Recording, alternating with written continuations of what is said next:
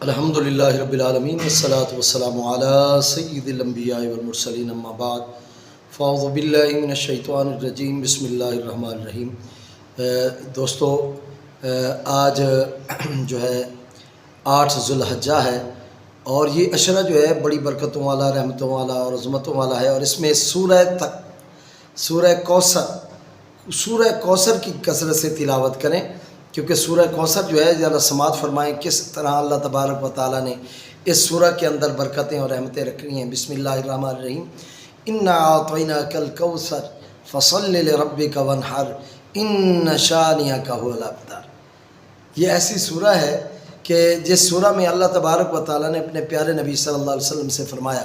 اے میرے پیارے نبی صلی اللہ علیہ وسلم، ہم نے آپ کو خیر کثیر عطا فرمایا۔ اس خیر کثیر سے مراد یا تو امت کی زیادتی ہے، یا آپ پر جو خیر و برکات ہیں ان کی زیادتی ہے، یا اللہ تبارک و تعالیٰ نے جو رحمتیں اور برکتیں آپ کے اور میرے نبی صلی اللہ علیہ وسلم پر اتار کے آپ کی امت پر بھی اتاری ہیں، وہ رحمتیں خیر کثیر سے وہ بھی مراد ہو سکتی ہیں۔ امت کی زیادتی بھی یعنی امت کا کثیر ہونا، ٹھیک ہے جی، خیر و برکات کا زیادہ ہونا، اور حوض کوثر کا ملنا بھی اس سے مراد لیا جا سکتا ہے، اور آپ کے اور میرے نبی صلی اللہ علیہ وسلم کے ذریعے سے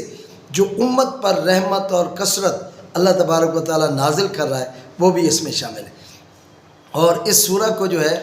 آپ کثرت سے جو ہے ان دنوں کے اندر ضرور پڑھیے، جہاں آپ اللہ اکبر لا الہ الا اللہ اللہ اکبر وللہ الحمد کی کثرت کرتے ہیں، وہاں انا اعطیناک الکوثر فصل لربک وانحر ان شانئک هو الابتر۔ اے نبی، ہم نے آپ کو خیر کثیر عطا فرمائی، اور آپ اپنے رب کی نماز پڑھیے اور قربانی دیجیے، بے شک آپ کا دشمن ہی بے نام و نشان ہے۔ اللہ تبارک و تعالیٰ اس سورہ کی برکات سے ہم سب کو مالا مال فرمائے، اور اس سورہ کو زیادہ سے زیادہ پڑھنے کی، ان حج کے دنوں میں اور قربانی کے دنوں میں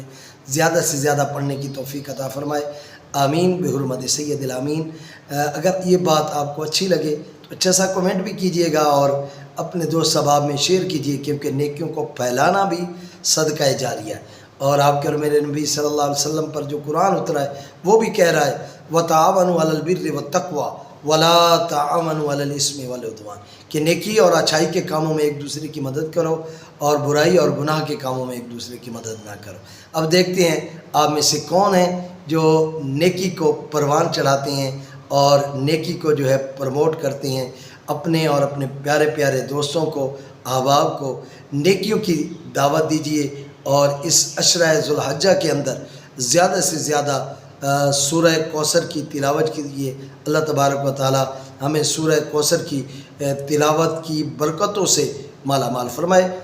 اپنا بہت زیادہ خیال رکھیے گا، انشاءاللہ پھر ایک نئی ویڈیو کے ساتھ آپ کی خدمت میں عرض کرتے ہیں۔ السلام علیکم ورحمۃ اللہ وبرکاتہ۔